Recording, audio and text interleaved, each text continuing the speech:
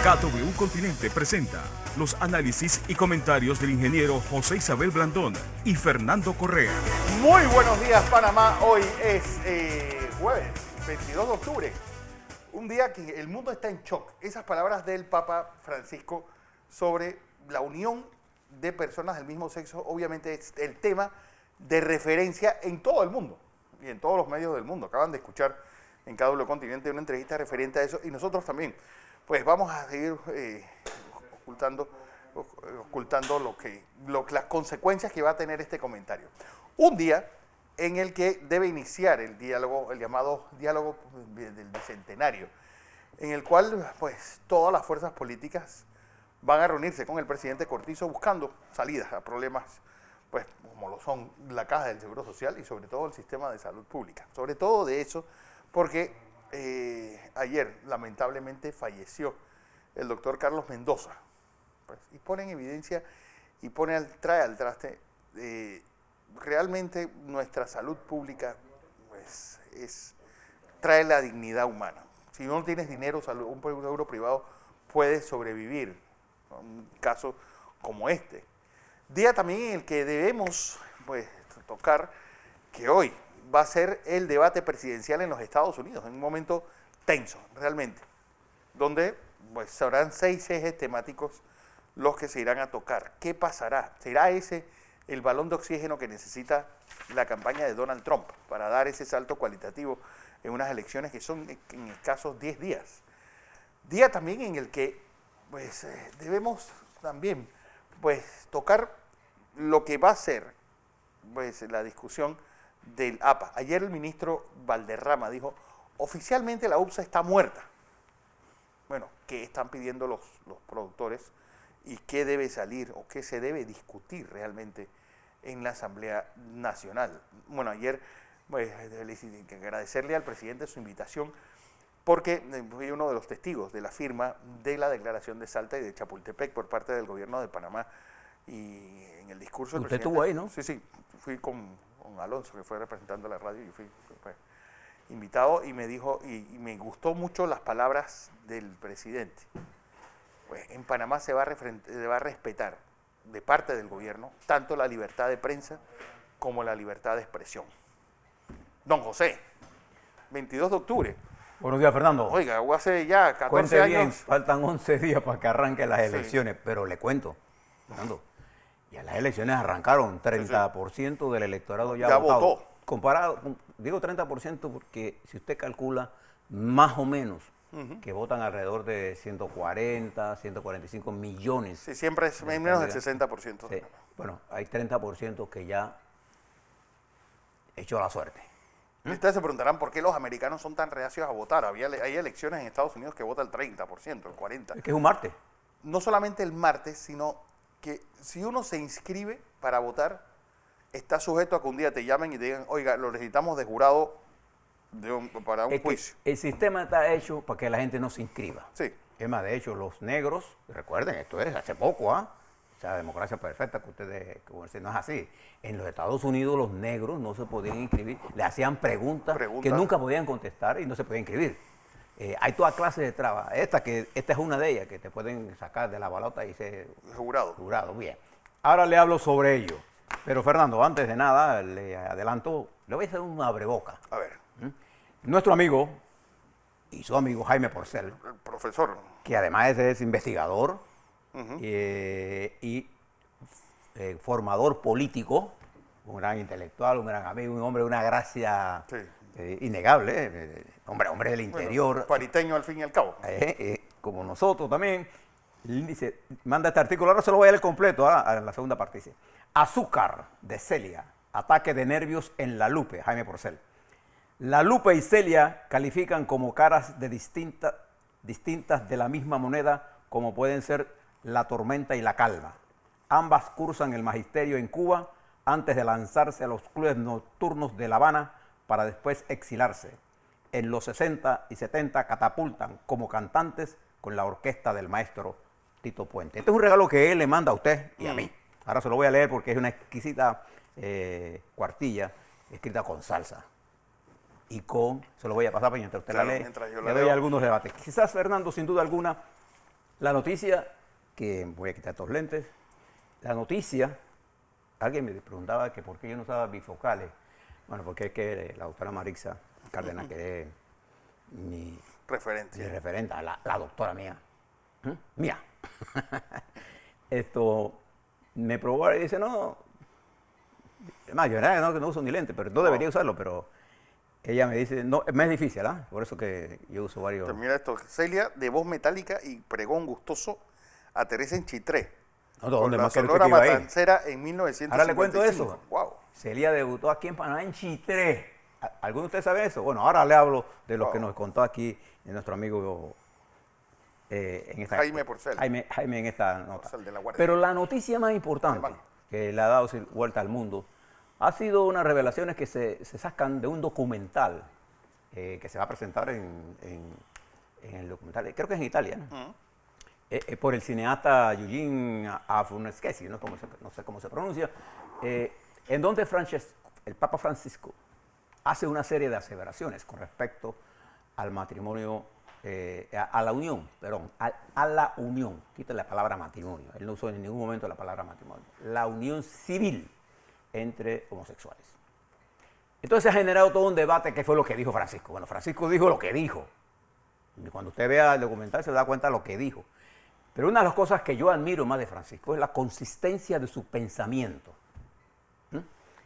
El Papa Francisco, en una de esas reuniones del obispado en Argentina, cuando era obispo, y era Jorge Mario Bergoglio, sostuvo la tesis, que es la tesis que sostiene hoy, que él no estaba a favor, el obispo Bergoglio, como hoy el Papa Francisco, no estaba a favor del matrimonio entre gente del mismo sexo. Pero que él sí favorecía, lo dijo en esa reunión en Argentina antes de ser papa, él estaba a favor de una legislación especial que permitiera la unión de gente del mismo sexo para tener los derechos de herencia, derechos de patrimonio, derechos de herencia, derechos de civiles. Y esa es la palabra que él usó. En el documental, el Papa Francisco lo que dice es que él impulsaría leyes, él estaría a favor que se impulsen, ¿no? Y además él no impulsaría, él hace la recomendación de que se impulsen leyes en los países que legalicen la unión civil entre parejas del mismo sexo. Eso es lo que dice el Papa Francisco. Esa es la posición de él. Ahí está las palabras textuales. Los homosexuales tienen derecho a estar en una familia. Son hijos de Dios y tienen derecho a una familia. Lo que tenemos que hacer es crear una ley de uniones civiles. Así están cubiertos legalmente. Yo apoyé eso. Cuando él dice que yo apoyé eso, es que él es históricamente consistente en su pensamiento. Por eso yo le digo, por ejemplo, para poder entender esto y ponerlo en contexto, usted tiene que leerse la encíclica Hermanos y Hermanas Todas. Porque Francisco, en su filosofía social y en su filosofía eclesiástica y en su guía espiritual de una parte importante de este mundo, que son los católicos de este mundo, que suman miles de millones, tiene un pensamiento inclusivista. Él no es excluyente, independientemente de las discrepancias que podemos tener sobre él, sobre algunos temas. Ya vendrán por ahí los radicales. Él añadió porque es un documental que tiene muchos temas. Habla del calentamiento global, habla de la desigualdad. Sí. Habla, por ejemplo, que él es quien desarticula el llamado lobby gay en el Vaticano. Lo cierto es que, bueno, el Papa siendo jesuita de pensamiento, estos son unos enredadores por antonomasia. Pero hay que definirlo bien. El Papa Francisco se enfrenta a las reformas que ha venido haciendo dentro de la Iglesia de 20 siglos. O sea, él no se puede montar en un jet y transformar una cosa a la cual él está haciendo transformaciones consecuentes. Para mí, los verdaderos revolucionarios no son los que hacen, y en eso coincido con la filósofa alemana, que decía que las reformas en el tiempo en que se hacen son más importantes que las revoluciones de un día. Porque las reformas para que tengan efecto y Tienen que las ser reformas de permanentes. largo plazo. ¿No? Sí. La reforma Rosa Luxemburgo. Ah, coño. El Papa Francisco, que no tiene nada que ver con Rosa Luxemburgo, el Papa Francisco Bueno. ha emprendido toda una serie de ajustes y reformas importantes en la Iglesia al ritmo en que esa institución resiste. E incluso sus palabras dentro de la Iglesia han generado controversias. Porque el sector más radical de la Iglesia, más ortodoxo diría yo, está en contra incluso de esta propuesta del Papa Francisco. Entonces, las cosas en la sociedad no cambian a la velocidad de mi deseo. Sí. La política, en cualquiera de sus temas, sea religiosa, la económica, está determinada por un nivel de unidad. Y recuerde siempre, la unidad es una categoría filosófica dialéctica.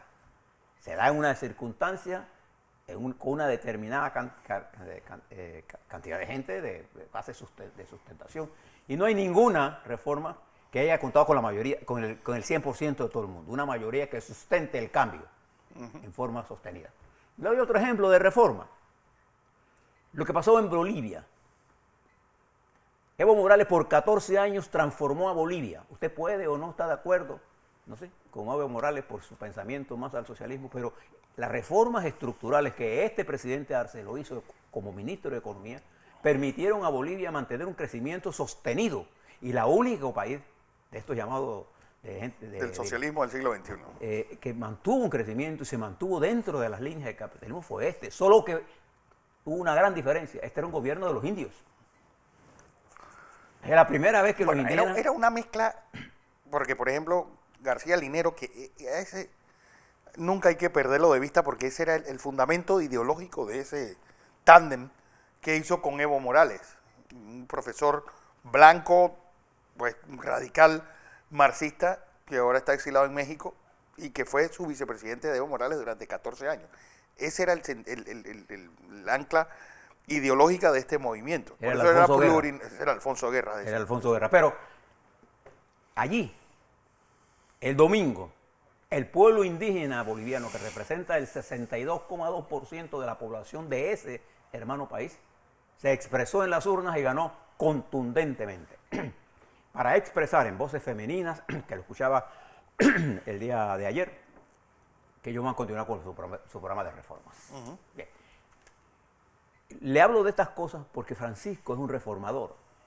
Usted puede no estar de acuerdo, hay muchas cosas que a Francisco yo no comparto, pero yo lo admiro en su pensamiento filosófico. Por eso le pido a todos los católicos y a todos los que no son católicos que quieran entender esa frase que le puso Fernando ahí. Eso fue lo que dijo el Papa. Eso es, no es ni más ni menos. Y expresa su pensamiento histórico. Él no está diciendo que está a favor del matrimonio. Él lo que está diciendo que está a favor de leyes que permitan la unión. ¿Ves? Y eso le ha dado vuelta al mundo y ha puesto al Papa Francisco donde está.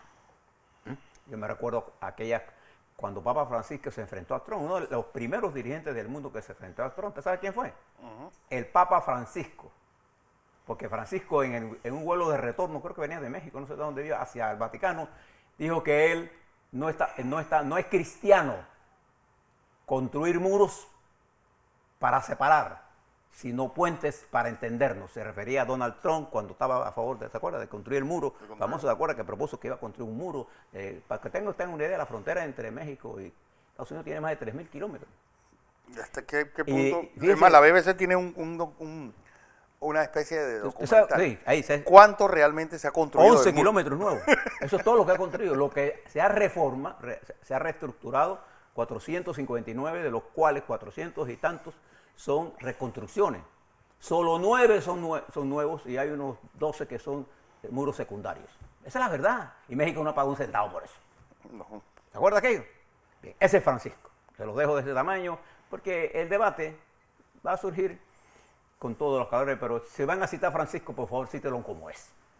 Es decir, la pregunta es, ¿esto realmente será el elemento catalizador? ¿Esto habrá cortado el nudo gordiano que era el gran debate de los grupos pro familia y No, yo de creo los que grupos anti-matrimonio igualitario? Acuérdense que aquí hay muchos radicales. De lado y lado. De todos lados. Yo, por ejemplo, hay gente que son cuando uno habla de la iglesia y habla de Francisco, no, pero que yo soy ateo, o sea, yo respeto la opinión de usted, usted tiene derecho a creer en lo que usted crea. En la ciencia, yo creo en la ciencia, pero también creo y respeto las creencias de los demás.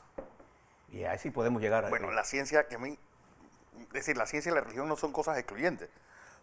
La mayor parte del conocimiento, nosotros no hubiéramos llegado a donde está si la Iglesia Católica no hubiera hecho todos los grandes avances científicos. Bueno, tanto así que la tabla periódica es un cura el que la hace, el Big Bang. Pero le voy a dar un ejemplo panameño. ¿Usted sabe quién fue uno de los grandes apoyadores de los tratados Torrijos-Carter y nos ayudó a nosotros en esto? Monseñor Magrat.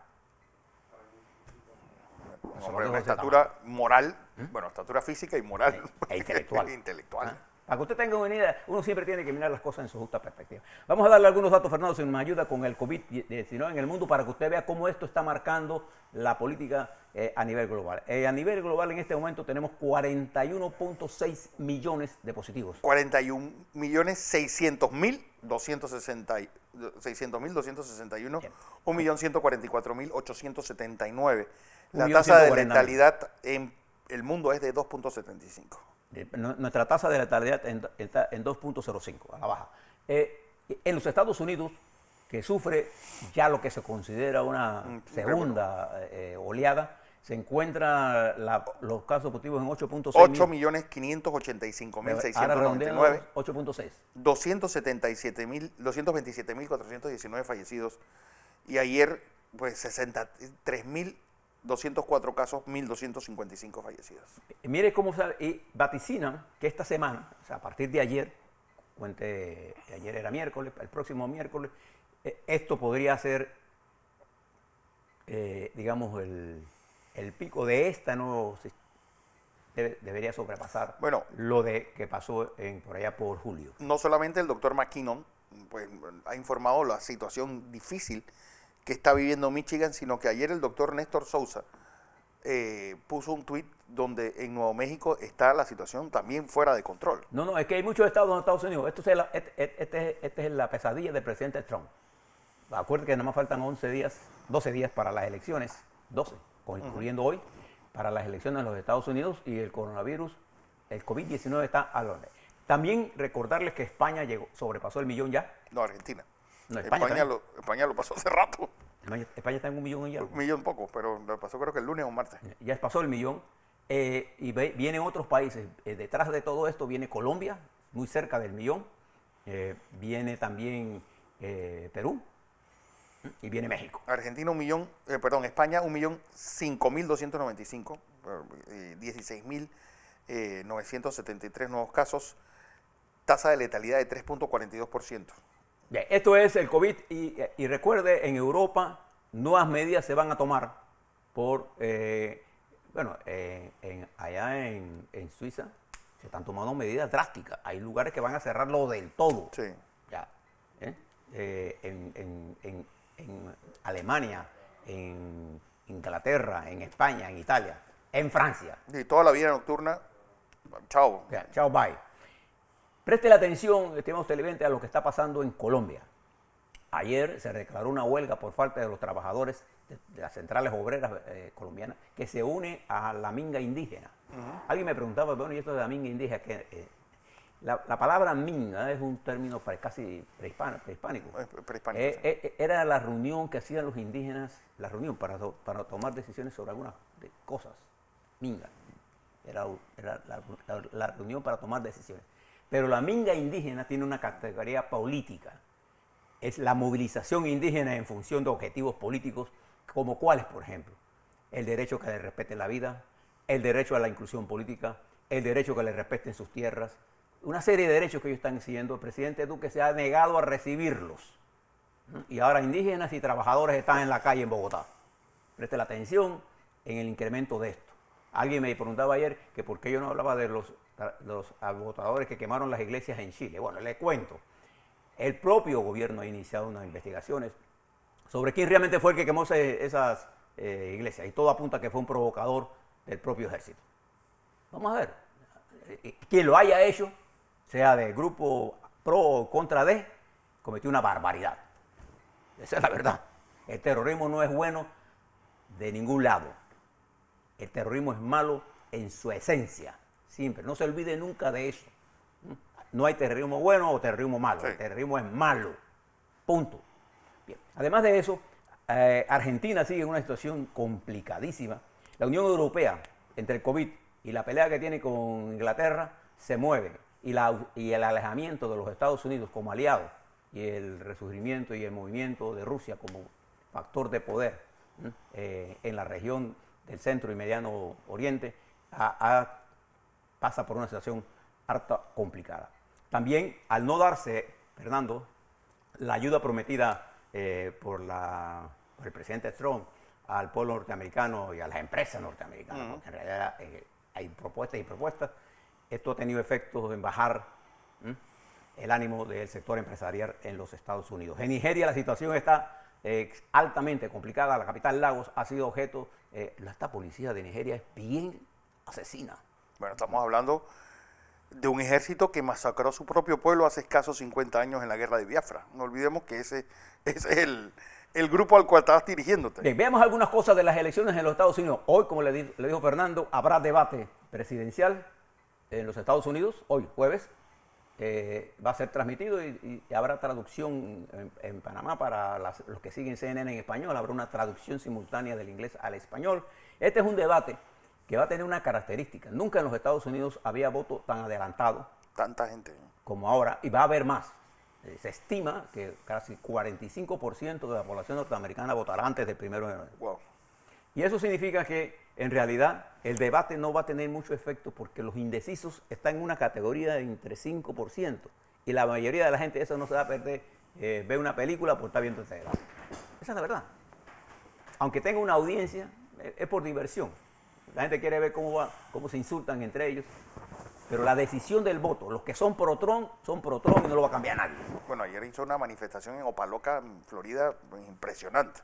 Sí, está invirtiendo, ahí se está invirtiendo mucho. Está invirtiendo mucho. Ayer el FBI hizo público una conferencia, me llamó la atención, indicando que Irán y Rusia están siendo utilizados por el grupo supremacista blanco para enviar a través de ellos. Acuérdense cómo funciona esto de las redes sociales. Muchas veces usted cree que esto lo están mandando. A mí me mandan correos, bots, máquinas, información falsa.